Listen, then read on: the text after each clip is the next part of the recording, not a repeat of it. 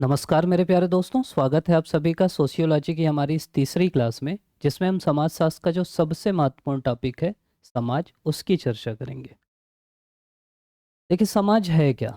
Generally आप लोग सुनते होंगे महिला समाज की बैठक है, इस जाति वाले समाज की बैठक है, समाज से बाहर शादी नहीं करना है, ब्रह्म समाज वाले अपना ब्रह्म समाज कर दिए, आर्य समाज कर दिए। मतलब भारत में समाज ऐसा शब्द है ना कि हर जगह यूज हो जाता है।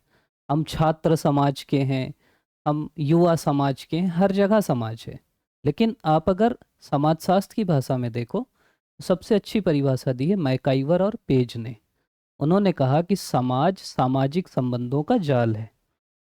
समाज क्या है? सामाजिक संबंधों का जाल है, और ये हमेशा परिवर्तित होते रहता है। मतलब आज से पहले जो समाज था, आज से पहले ऐसा समाज था जो महिला को अपने पति के साथ जला देता था, जिसको हम सती बोलते हैं। और आज ऐसा समाज है जो इस चीज को सोच भी नहीं सकता। तो समाज हमेशा परिवर्तित होते रहता है। आज से पहले ऐसा समाज था जो किसी को इंसान तक नहीं मानता था। डॉक्टर अंबेडकर को क्लास से बाहर रह के संस्कृत सीखना पड़ता था, उनके लिए अलग घड़ा होता था। आज समाज बदल रहा है। आज भी हो सकता है ऐसी स्थिति हो, लेकिन आज से 200 साल बाद फिर बदल जाएगा। तो समाज हमेशा परिवर्तित होते रहता है। और ये सामाजिक संबंधों का जाल है, जैसे मकड़ी का जाल होता है ना, कि कोई कहीं से भी जुड़ रहा है, तो समाज के संबंध, आर्थिक संबंध, पारिवारिक संबंध, सामाजिक संबंध, राजनीतिक संबंध, धार्मिक संबंध, सभी इस जाल में बुने हुए होते हैं। मैकाइवर और पेज इसको थोड़ा सा और क्लियर किया और बोले समाज में कई चीज़ें होती हैं। जैसे समाज में आप ये लाइन में भी लिख सकते हो। मैकाइवर पेज बोले कि समाज में रीति रिवाज होते हैं, अधिकार होते हैं, स्वतंत्रता होती है, पारस्परिक सहयोग होता है। समाज कोशिश करता है आपके व्यवहार पे नियंत्रण करने की। जैसे कोई बच्चा है, वो बहुत ज़्यादा कुछ कर रहा है, बिगड़ने वाला है, तो समाज नियंत्रित करता है। कोई बहुत ज़्यादा गुस्से वाला है, उसको नियंत्रित करता है। तो समाज की विशेषताएं हैं। समाज में रीति रिवाज होते हैं, अलग अलग परंपराएं होती हैं। समाज में ही जैसे ये रीति रिवाज है कि लड़का बारात लेके जाएगा, लड़की घर से विदा होके आएगी, ये समाज की परंपरा है। समाज में अधिकार होते हैं लोगों के पास। समाज में लोगों के पास स्वतंत्रता होती है। और सबसे जरूरी चीज़ है, समाज में सहयोग होता है। देखो, कोई भी समाज है, जब तक सहयोग नहीं होगा तो समाज नहीं चल सकता। मान लो, अभी हम आगे पढ़ेंगे समाज की विशेषता में कि समाज में सहयोग भी होता है और संघर्ष भी होता है। लेकिन सहयोग हमेशा संघर्ष से ज़्यादा होता है, क्योंकि अगर संघर्ष ज़्यादा हो गया तो समाज ही खत्म हो जाएगा। तो लोगों के बीच सहयोग होता है, परिवार में आपस में सहयोग होता है। और ये चाहते हैं कि आपके व्यवहार पे नियंत्रण हो। जो अलग अलग संस्थान है, बाकी चीज़ें हैं, वो आपके व्यक्ति के व्यवहार पे नियंत्रण करना चाहते हैं। तो ये विशेषताएं भी समाज की मैकाइवर और पेज ने बताई। तो अगर हम ऐसा देखें तो समाज एक सामाजिक संबंधों की व्यवस्था है। समाज सामाजिक संबंधों की व्यवस्था है। समाज में सामाजिक संबंध होते हैं अलग अलग प्रकार के। और किसके बीच होते हैं? व्यक्ति और व्यक्ति के बीच होते हैं। जैसे मैं एक व्यक्ति हूँ, मेरा किसी और व्यक्ति से कोई संबंध है।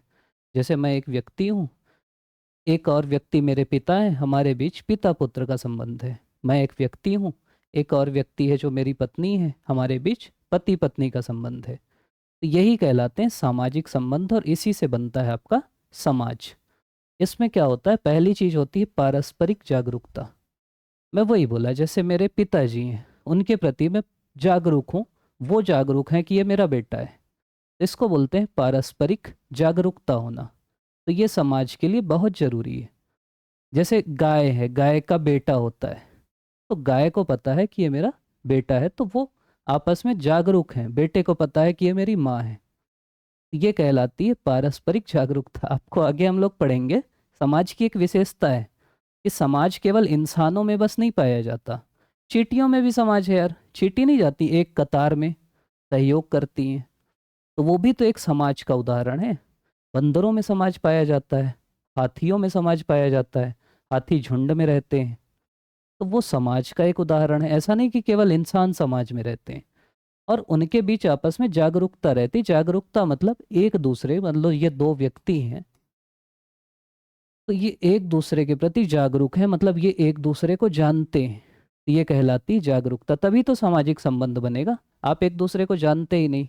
मैं एक व्यक्ति हूँ, एक व्यक्ति अंडमान निकोबार में रहता है, तो हम दोनों समाज नहीं बनाएंगे क्योंकि मैं उसको नहीं जानता। हो सकता है फिर मैं फेसबुक में दोस्त बन जाऊं तो फिर समाज बन सकता है, लेकिन जब तक मैं उसको ना जानूं, वो मेरे को ना जाने, तो समाज नहीं बनेगा। और दूसरा है सामान्य जीवन में भागीदार होने की भावना। मतलब दोनों के बीच ये भावना हो कि हम आपस में भागीदारी करेंगे सामान्य जीवन में। जैसे एक अभी आप उदाहरण सुने होंगे कि एक महिला है रूस की, वो बेंगलोर के पास किसी गुफा में मिली। वो ना समाज से कट के उस गुफा में रहने लगी। तो फिर वो समाज का भाग नहीं कहलाएगी, वो सामाजिक संबंध ही नहीं बनाना चाह रही। तो कोई व्यक्ति है, जैसे नागा साधु हैं, वो कहीं अकेले रह रहे हैं। जब वो एक समाज में रह रहे हैं तो उनका अलग समाज है। लेकिन मान लो एक व्यक्ति जो अकेले किसी गुफा में रह रहा है, कंदमूल खा रहा है और आग जला के खाना खा रहा है, तो वो फिर समाज का सदस्य नहीं होगा। ये आपको समझना है। उसके अंदर समाज के जीवन में भागीदार होने की भावना भी होना चाहिए कि भाई मेरे को समाज से जुड़ना है। तो वो कहलाता है समाज, और इससे बनता है सामाजिक संबंध। अब हम देखते हैं ये जो मेन चीज है। अगर आपसे सवाल पूछा तो ये पूछेगा कि समाज की विशेषताएं क्या हैं या समाज के लक्षण क्या हैं। ये शब्द आपको आखिरी तक मिलेगा। एक शब्द है अमूर्त और एक शब्द है मूर्त। इसको समझने के लिए सबसे अच्छा तरीका ये है, मूर्त शब्द का मतलब खोजो। मूर्त बना है मूर्ति से। मूर्ति क्या होती है? मूर्ति को आप देख सकते हो, छू सकते हो अपनी इंद्रियों से। तो ऐसी चीज जिसको आप देख सकते हो, जिसको आप समझ सकते हो कि हाँ यार ये चीज है, वो कहलाती मूर्त। जैसे मैं आपके सामने खड़ा हूँ, मैं मूर्त हूँ। ठीक।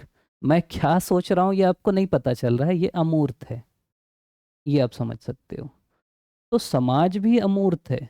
समाज ऐसा नहीं है कि आप बोले कि ये समाज है भाई, दिख रहा है मेरे को, ये समाज है भाई, ये मैं छू लिया। तो ऐसा नहीं होता समाज। समाज एक अमूर्त अवधारणा है जिसको ना तो आप देख सकते हो अपनी इंद्रियों से, ना आप छू सकते हो, ना सूंघ सकते हो, ना महसूस कर सकते हो।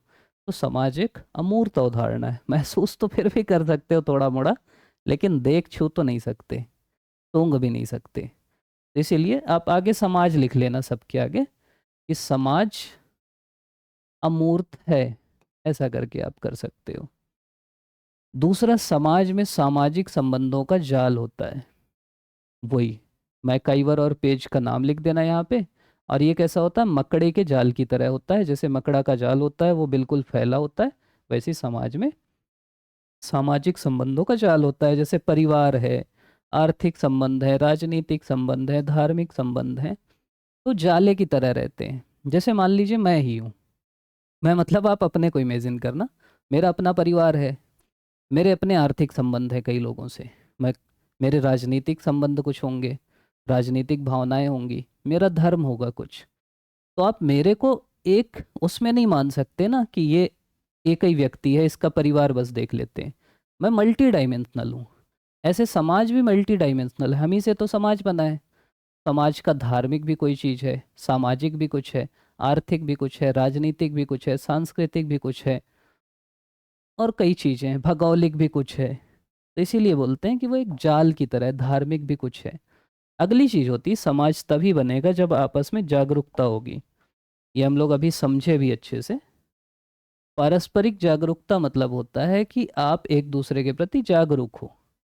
मान लो ये दो व्यक्ति हैं, एक कलर से बनाते हैं, आपको दिखे? पीला शायद दिखे, पीला है ही नहीं।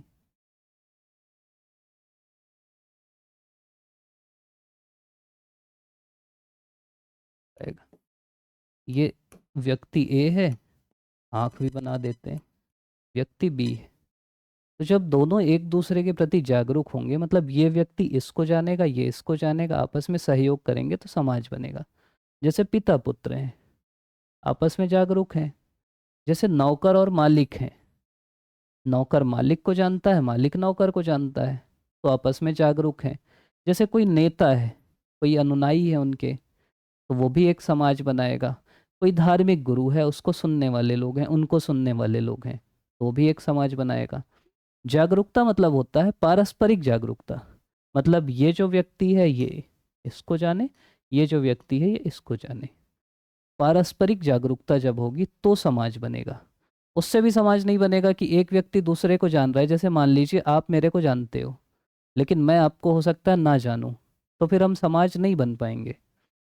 समाज तब बनेगा जब मैं आपको जानूंगा, आप मेरे को जानोगे, तो बनता है समाज।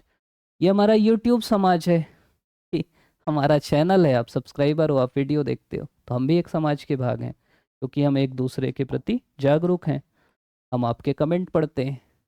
अगली चीज़ है कि समाज में भिन्नता भी होगी और समानता भी होगी। कोई समाज ऐसा नहीं होगा जो समान होगा, एक जैसा ही होगा। कोई भी चीज़ जब एक जैसी होती है तो फिर दिक्कत हो जाती है। समाज में कुछ चीज़ें होंगी जो भिन्न होंगी। जैसे मान लीजिए अलग अलग व्यक्ति हैं, उनकी रुचि अलग अलग होगी, इंटरेस्ट अलग अलग होगा। किसी को घूमने का शौक है, किसी को धर्म किताबें पढ़ने का शौक है, किसी को पढ़ाई करने का शौक है, किसी को नाचने का शौक है, किसी को गाने का शौक है।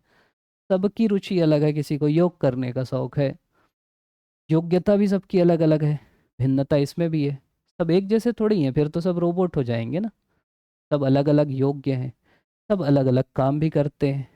कोई शिक्षक है, कोई इंजीनियर है, कोई डॉक्टर है, कोई नेता है, कोई पीएससी की तैयारी कर रहा है, तो योग्यता भी। मतलब समाज में भिन्नता होती है। और दूसरी चीज समानता भी होती है। लोगों के उद्देश्य समान है। जैसे कोई परिवार है, उनका उद्देश्य हो सकता है एक जैसा हो, दृष्टिकोण एक जैसे हैं। सब ये चाहते हैं कि समाज आगे तक रहे। नहीं तो मान लो सब लोग ये चाहने लगे कि भाई समाज हमारा खत्म हो जाए, दुनिया खत्म हो जाए। सबके पास परमाणु बम है, 2 दिन में दुनिया खत्म हो जाएगी। तो दृष्टिकोण और जो उद्देश्य है वो करीब करीब समान होते हैं। ये भी समाज की एक विशेषता है। मतलब यहाँ समानता भी होती है और भिन्नता भी होती है। अगली चीज, यहाँ सहयोग भी होता है और संघर्ष भी होता है, ये आगे हम पढ़ेंगे। और दोनों के प्रकार अगर आप देखोगे तो एक होता है प्रत्यक्ष और एक होता है अप्रत्यक्ष। आप लोग बोल रहे थे बोर्ड में ही पढ़ाओ, तो मैं पहले से इसलिए लिख लिया कि फिर सीधा सीधा पढ़ाऊंगा तो पहले लिखूंगा, समय लगेगा, इसलिए ये लिख लिया। बोलोगे तो फिर डायरेक्ट लिखेंगे, फिर उसमें थोड़ा टाइम लगता है। सहयोग मतलब जब लोग समान उद्देश्य की प्राप्ति के लिए आपस में सहयोग करते हैं तो सहयोग कहलाता है। जब लड़ाई झगड़ा करते हैं तो संघर्ष कहलाता है। सीमित संसाधन होते हैं, उसके लिए लड़ाई करते हैं, ये पढ़ेंगे हम लोग।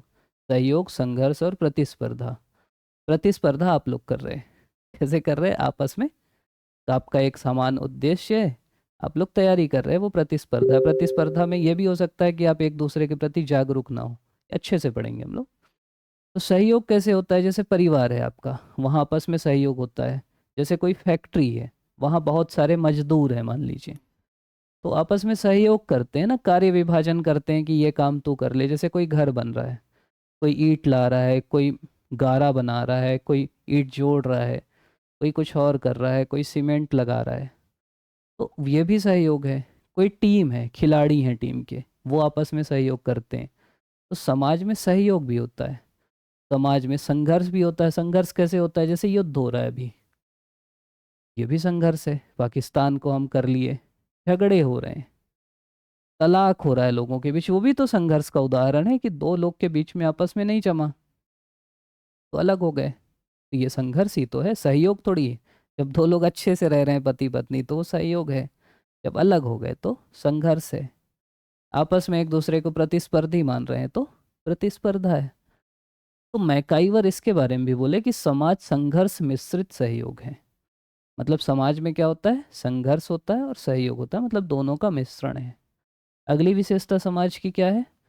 समाज में पारस्परिक निर्भरता होती है। आपको भी पता है कि अकेले आप मान लो कहीं रहने लगो, अकेले आप कुछ नहीं कर सकते। जैसे अरस्तु बोला कि समाज से अलग कोई व्यक्ति या तो मनुष्य, सॉरी, समाज से इतर अगर कोई व्यक्ति है तो या तो वो पशु है या तो वो भगवान है। मतलब अगर आप समाज से अलग हो तो या तो आप भगवान ही हो भाई, आपकी पूजा करेंगे, या तो आप पशु हो। मतलब अगर इंसान हो तो आप समाज में ही रहोगे, वो ये बोला इनडायरेक्टली। तुम अगर बोलो कि मैं समाज से अलग असामाजिक रहूंगा तो बोला तुम भगवान तो हो नहीं, तो फिर यही हो। तो इस टाइप की बात किया वो। मतलब अकेले आप कुछ नहीं कर सकते। आप अगर दम्भ भी भरते हैं कि मैं अकेले कर रहा हूँ, तो भी समाज कहीं ना कहीं तो है। और आपस में हर कोई एक दूसरे का निर्भर है। मतलब एक दूसरे पे निर्भर हैं और एक दूसरे के पूरक हैं। पूरक मतलब कोई काम ये कर रहा है तो ये दूसरा कर रहा है। ये होती है पारस्परिक निर्भरता, और ये समाज में होती ही है। मतलब समाज निर्भर ही है, निर्भर है।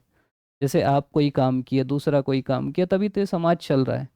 इस देश में जैसे मान लो आप अपने घर में चैन से इसलिए रह रहे हैं क्योंकि कोई, किसी माँ का बेटा सीमा में खड़ा है और वो हमारे लिए, मतलब वो दिन रात खड़ा है, लड़ाई कर रहा है, अपनी जान दे रहा है, हम उसके प्रति निर्भर हैं। आप कोई काम कर रहे हैं, आप किसान हैं, तो आप, मतलब किसान जब तक अन्न नहीं उगाएगा पूरी दुनिया खाना नहीं खाएगी, तो लोग उसके प्रति भी निर्भर हैं। तो समाज में पारस्परिक निर्भरता होती है, परिवार में निर्भरता होती है, हर जगह निर्भरता होती है, उसी को बोलते हैं पारस्परिक निर्भरता होना। अगली चीज़ है समाज परिवर्तनशील है। ये तो आपको पता है कि भाई परिवर्तन प्रकृति का नियम है। दो चार उदाहरण दे देना। जैसे पहले बाल विवाह होता था, कुछ उदाहरण, जैसे एक है बाल विवाह। पहले बाल विवाह होता था, अब कम हो गया है। सती प्रथा,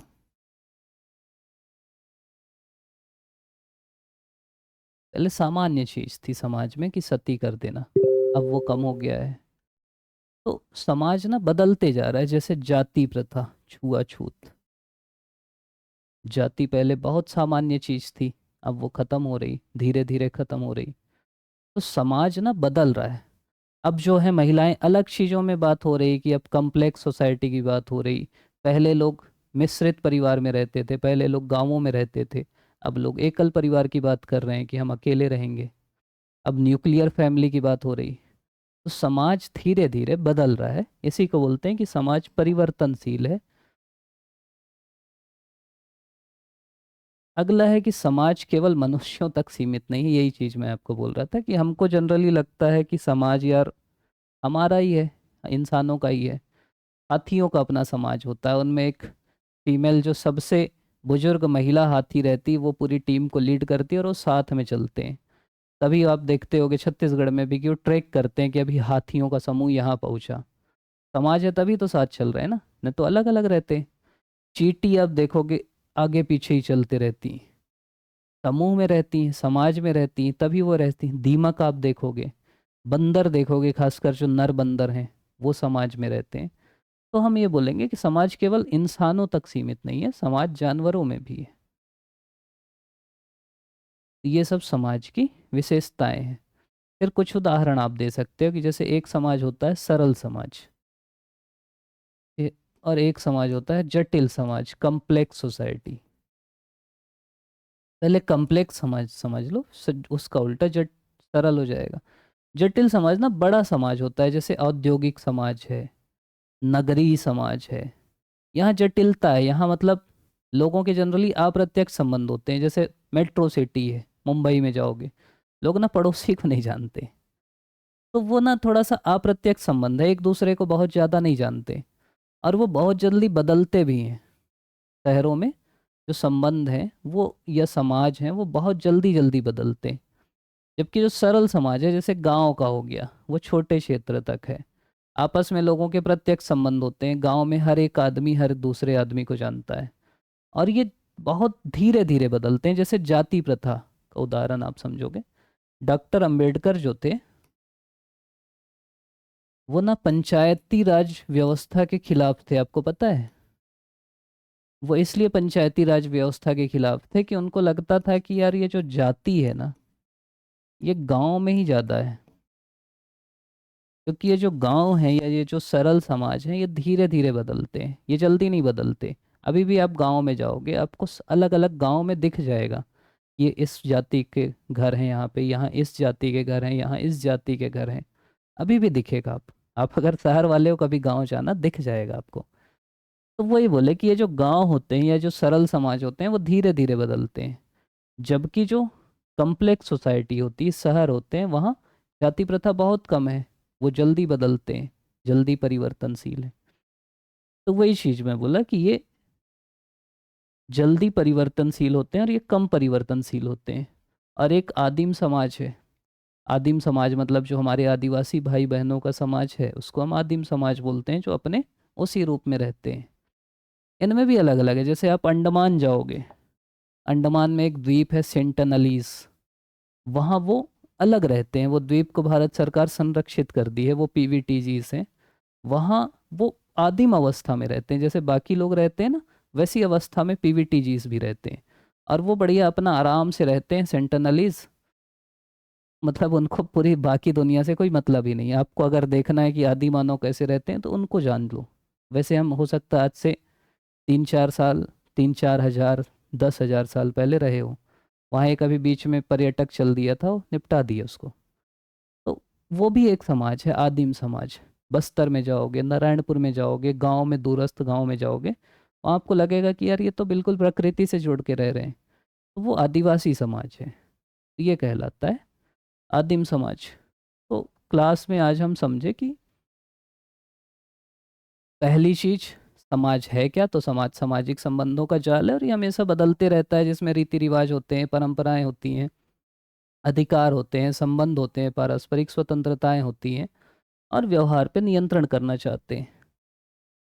समाज सामाजिक संबंधों की व्याख्या करता है जो व्यक्ति और व्यक्ति के बीच होते हैं, और इनमें एक तो पारस्परिक जागरूकता होती है, और दूसरा सामान्य जीवन में भागीदार होने की भावना होती है।